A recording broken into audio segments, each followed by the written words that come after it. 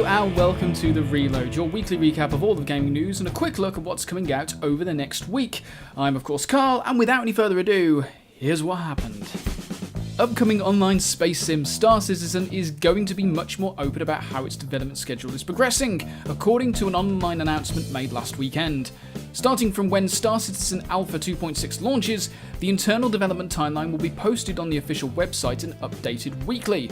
The idea is that players will have a much better idea of how modules are progressing, along with when they can realistically expect them to be playable. It's an unprecedented move for any developer to make, but Cloud Imperium head Chris Roberts explained that having no filter on how things were progressing was the right decision to make. Although I'm sure people will still find a reason to complain, because the internet. One of the Wii U's best launch titles will be re-releasing on current-gen consoles next year. LEGO City Undercover will finally be making its way to PC, PlayStation 4 and Xbox One in spring 2017, but it will also be making the jump to Nintendo Switch when that releases in March. Hopefully this will mean that the adventures of Chase McCain might actually get the recognition they deserve. Because it's open world and LEGO humour and just LEGO. Seriously, why didn't more people play that game? Oh, where? The Wii U. There have been rumblings that this would be added for a few months now, but last week Naughty Dog confirmed that the long-awaited survival co-op mode for Uncharted 4 will arrive in December. Similar to the co-op arena modes found in Uncharted 2 and 3, survival will task 3 players to fight off waves of enemies until powerful bosses arrive to ruin everything. Just in time for Christmas, Telltale Games have announced that The Walking Dead Season 3 will shamble into our lives on December 20th. We'll get an extended look at the game at the Game Awards on Thursday, as players are once again charged with deciding the fate of fan favourite Clementine and new character Javier.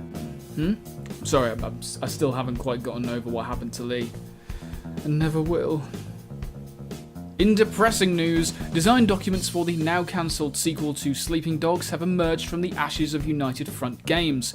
Posted exclusively on Waypoint, the documents mention that Wei Shen would return and be partnered up with a corrupt cop called Harry Fang, in a campaign that would not only play out across both characters, but would feature some sort of co-op mode.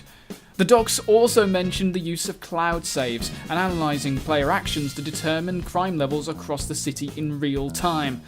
Alas, it will never be. Damn you 2016, damn you all the way to hell! Despite making moves on the esports scene with the recently announced Overwatch League, it appears Blizzard are gearing up to announce a new FPS project. The report stems from a job listing over on Blizzard's career website, which states that they are looking for someone with previous experience working on a first-person or other action-orientated game. Because Overwatch is the only FPS title in the studio's lineup, and the recent Junkenstein's Revenge co-op mode proving to be more popular than expected, fans are putting 2 and 2 together that Blizzard could be delivering a single-player or co-op campaign for the game. Of course, nothing has been confirmed, but it's interesting food for thought nonetheless. After several months of silence, the folks at Hello Games have announced that a substantial patch for the divisive No Man's Sky is incoming. In a post over on the official website, it was confirmed that the Foundation update will, as the name suggests, lay the foundations for larger systems to be added, such as base building. The post also addresses the intense and dramatic discussion of the game since its launch, but the devs have promised that they have been listening to both positive and negative feedback from the community. Which is annoying in itself, because now I can't make my sarcastic jokes poking fun at the overblown outrage by the internet. Until they get annoyed by something else. And they will, because the internet. And finally, the Steam sale kicked off last week along with the very first Steam Awards. The popular vote decided by the community includes one award that Valve has allowed voters to create and submit, so of course it wasn't long before an organised effort began to remind Valve that they need to release Half-Life 3 already.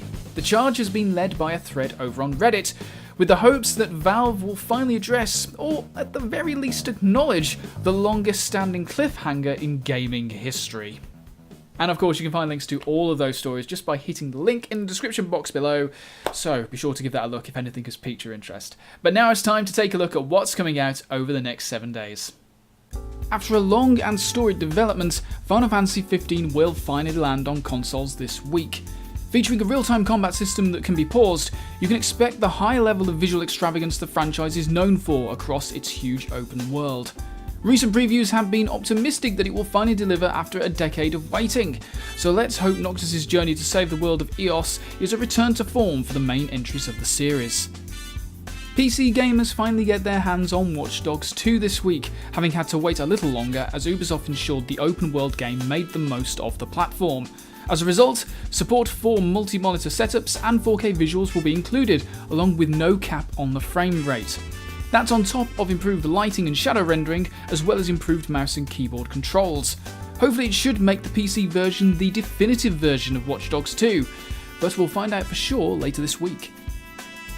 While 3DS owners are probably still trying to catch them all, they will also be able to join in making Super Mario levels of their very own. While most of the features of Super Mario Maker on the Wii U will carry over, there are some differences, such as a lack of mystery mushrooms and Costume Mario. Likewise, 3DS owners won't be able to search for specific levels by code, but otherwise they'll have access to everything else, including select levels created with the Wii U version. Finally, Ubisoft's open-world extreme winter sports title hits the slopes this week. Coming across as SSX meets the activities of the Skate series, Steep features 4 different ways to journey down the mountain, along with the ability to make your own courses and put together highlight reels of your awesome skills, or of you breaking every bone in your virtual body. It's definitely one to consider if you're looking for something to push your gameplay skills, or if you want to see some absolutely breathtaking vistas from the top of the mountain. And that's it for this week's Reload. If you've got any feedback or questions for me to answer, do let us know in the comments either on YouTube or over on Digital Outburst. And also don't forget that my review for Dishonored 2 is live over on Digital Outburst, so do give that a look, especially if you enjoyed Dishonored 1, because Dishonored 2 really just ramps it up. It's such a really good game and a worthwhile sequel to play. But that's it for now. Thanks for watching, and I'll see you next time. Bye-bye.